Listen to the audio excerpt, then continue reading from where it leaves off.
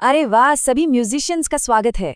अगर ये सवाल मन में है कि भाई अपना बनाया हुआ म्यूजिक दुनिया तक पहुंचाए कैसे, तो समझ लीजिए बिल्कुल सही जगह आए हैं। आज हम इसी डिजिटल डिस्ट्रीब्यूशन की दुनिया में उतरने वाले हैं और एक तरह से एक जरूरी प्लेबुक तैयार की है। तो सोचिए, घंटों शायद दिनों की मेहनत के बाद एक जबरदस्त गाना तैयार है। स्टूडियो में तो जादू हो गया।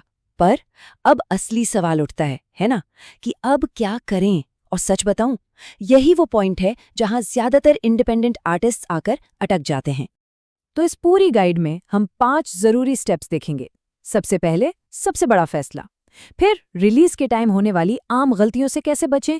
इसके बाद देखेंगे कि अपना ऑनलाइन ब्रांड कैसे कंट्रोल करें, सुनने वालों को फैन कैसे बनाएं, और सबसे जरूरी बात, अपनी मेहनत की कमाई कैसे पाएं, मतलब अपने प्लेस के लिए पैसे कैसे कमाएं। तो चलिए शुरू करते हैं।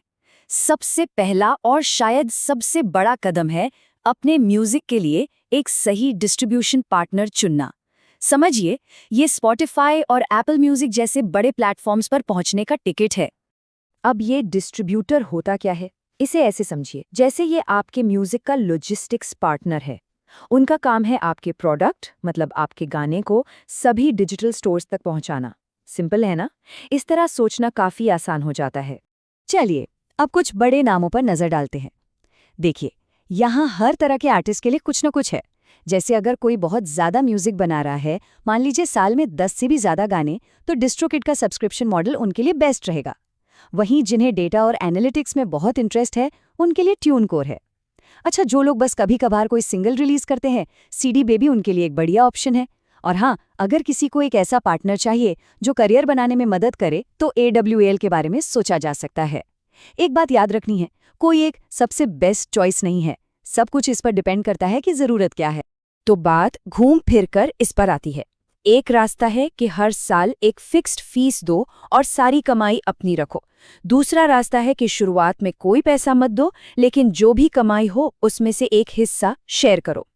ये एक बहुत जरूरी फैसला है और ये पूरी तरह से किसी के बजट और रिलीज स्ट्रेटजी पर डिपेंड करेगा।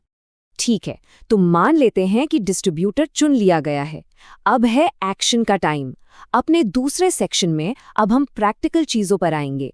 म्यूजिक अपलोड कैसे करें और उन आम गड्ढों से कैसे बचें जो पूरी रिलीज को खराब कर सकते हैं। अब देखिए, पहली नज़र में तो प्रोसेस बड़ा सीधा साधा लगता है। बस ये 5 स्टेप्स हैं। साइन अप किया, रिलीज शुरू की, फाइलें अपलोड की, ज़रूरी डेटा डाला और सबमिट कर दिया। सुनने में तो बड़ा आसान है ना? पर यहीं पर असली खेल है, छोटी छोटी डिटेल्स में, और यहीं ज़्यादातर आर्टिस्ट गड़बड़ कर देते हैं। सबसे बड़ी, सबसे आम गलती वो है मेटा डेटा को हल्के में लेना। ये सिर्फ आर्टिस्ट का नाम या गाने का टाइटल नहीं है। अरे नहीं, इसमें कंपोजर, लिरिसिस्ट, जॉनरा, हर छोटी बड़ी जानकारी आती है। और ये इसलिए ज़रूरी है ताकि लोग आपको ढूंढ पाएं, हर किसी को उसका सही हिस्सा मिले और आपका गाना गलती से किसी और की प्रोफाइल पर ना पहुंच जाए। मेटा डेटा के अलावा कुछ और चीज़ों का भी ख्याल रखना है। यहाँ देखिए, क्वालिटी बहुत मैटर करती है। ऑडियो हमेशा हाई क्वालिटी फॉर्मेट जैसे वेव में ही अपलोड करें। कवर आर्ट भी शानदार होना चाहिए। टाइमिंग तो सब कुछ है। रिलीज की प्लानिंग कम से कम 1 महीना पहले से करें। और आखिर में लीगल साइड को बिल्कुल न भूलें। ये पक्का कर लें कि सारे सैंपल्स क्लियर हैं और हर किसी को प्रॉपर क्रेडिट दिया गया है। तो गाना डिस्ट्रीब्यूट हो गया, पर ये तो बस पहला कदम था। अगला स्टेप है इस बात पर कंट्रोल करना कि स्ट्रीमिंग प्लेटफॉर्म्स पर कोई आर्टिस्ट दिखता कैसा है। ये बिल्कुल आपकी डिजिटल दुकान सजाने जैसा है। तो म्यूजिक अब स्टोर्स में है, लेकिन काम अभी खत्म नहीं हुआ है। अपनी आर्टिस्ट प्रोफाइल को क्लेम करना, ये तो करना ही करना है। इसके बिना काम नहीं चलेगा। इससे होता क्या है? आपको एनालिटिक्स का खजाना मिलता है, अपनी इमेज कंट्रोल करने का मौका मिलता है, और सबसे ज़रूरी, स्पॉटिफाई के एडिटर्स को सीधे अपना म्यूजिक पिच करने की पावर मिलती है। ये सब अपने ब्रांड को कंट्रोल करने के बारे में है। और अच्छी खबर ये है कि ये प्रोसेस बहुत ही सीधा है। जैसे स्पॉटिफाई फॉर आर्टिस्ट्स पर प्रोफाइल क्लेम करने के लिए बस आपका कम से कम एक गाना प्लेटफॉर्म पर लाइव होना चाहिए। फिर artist.spotify.com पर जाना है, अपना प्रोफाइल ढूंढना है और अपनी आइडेंटिटी वेरीफाई करनी है। बस हो गया काम। चलिए, तो अब आपकी डिजिटल दुकान सज गई है। अब वक्त है लोगों को अंदर लाने का। हमारा चौथा सेक्शन इसी बारे में है कि डेटा की पावर का इस्तेमाल करके सुनने वालों को लॉयल फैंस में कैसे बदला जाए। वो जो डैशबोर्ड दिखता है ना, वो सच में डेटा का खजाना है। पर सवाल वही है, इस डेटा का इस्तेमाल आखिर किया कैसे जाए? और जवाब यहाँ है। आपके टॉप सिटीज कौन से हैं, वही आपका अगला टूर रूट है। कंफ्यूज्ड है कि लाइव शो में कौन से गाने गाएं? आपके जो सबसे ज़्यादा स्ट्रीम हुए ट्रैक्स हैं, वही आपकी सेट लिस्ट है। म्यूजिक को एडवर्टाइज करना है तो अपने सुनने वालों की उम्र, जेंडर और लोकेशन का डेटा इस्तेमाल करके एकदम टारगेटेड ऐड बनाइए।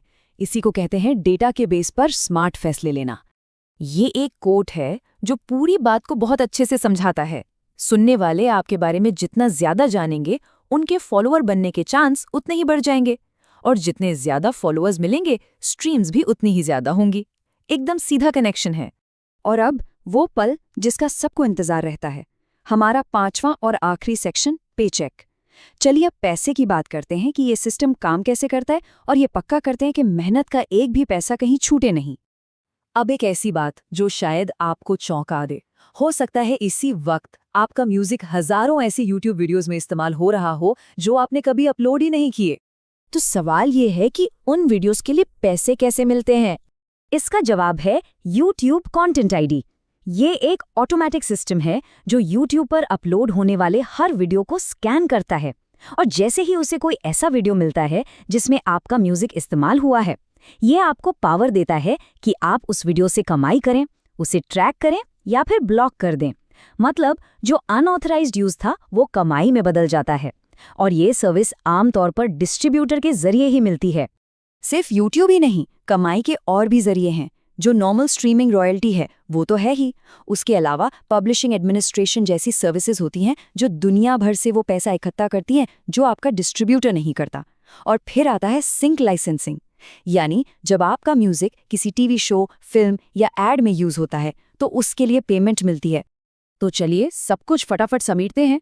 ये है मॉडर्न म्यूजिशियन की प्लेबुक। पहला, स्मार्टली अपना डिस्ट्रीब्यूटर चुनें। दूसरा, रिलीज की तैयारी एकदम पक्की करें।